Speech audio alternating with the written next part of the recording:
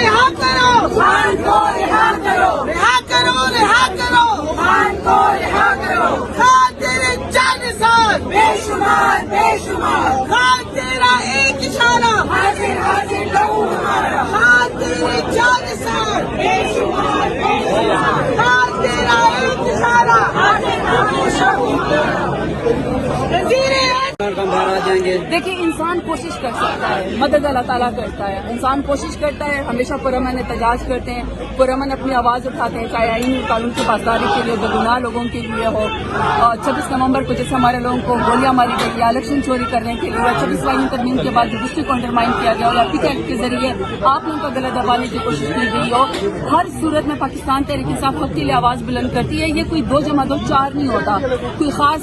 Mathematics نہیں ہے کہ آپ کہیں کہ ابھی رزلٹ نکل آئے گا، لیکن قوم یہ ضرور یاد رکھے گی کہ عمران خان کے حق کے اوپر کھڑے تھے اور ان کے ساتھی بھی اور ان کی پارٹی بھی حق کے لیے کھڑے تھے، اور ہم یہ تو جو حق کے لیے آواز اٹھا جیسے آپ کہہ رہے ہیں پارٹی حق کے لیے کھڑی ہے، لیکن کل عمران خان صاحب نے کہا کہ جو وکٹ کے دونوں طرف کھیل رہے ہیں ان کے لیے اب جگہ نہیں ہے، تو وکٹ کے دونوں طرف پارٹی میں سے کون کھیل رہا ہے؟ دیکھیے میری بات سنیے، خان صاحب ہمارے بڑے ہیں، ہم خان صاحب کے ووٹ کے بغیر کونسلر بھی نہیں بن سکتے۔ خان صاحب کا نظریہ بڑا ہے، خان صاحب کی قربانی بڑی ہے، خان صاحب اپنے سب لوگوں کو جانتے ہیں،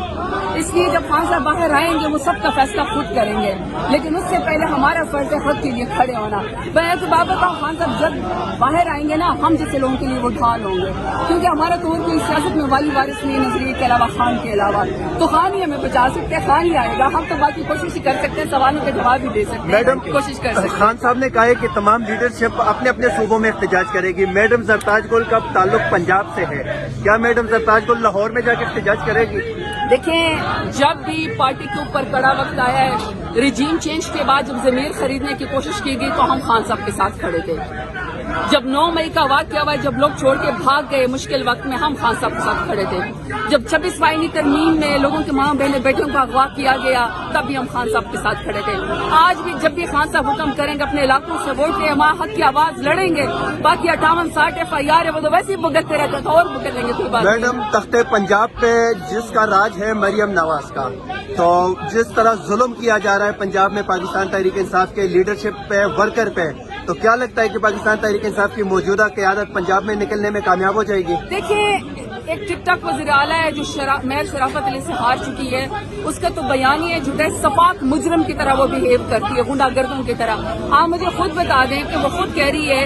کہ یہ جو 9 مئی والے ہیں انہوں نے زیادہ نقصان کیا ہے، یعنی وہ ہمارے بارے میں بات کر رہی ہیں، اور وہ کہہ رہی ہے کہ جو مودی نے 51 لوگ ہمارے ملک کے اندر شب خون مار کر رات کے اندھیرے میں حملہ کر کے شہید کیے ہیں کلگام واقعے کے بعد، وہ کہہ رہی ہے کہ مودی نے ٹھیک کیا ہے، تو 51 شہداء کی وہ توہین نہیں ہے۔ تو جو عورت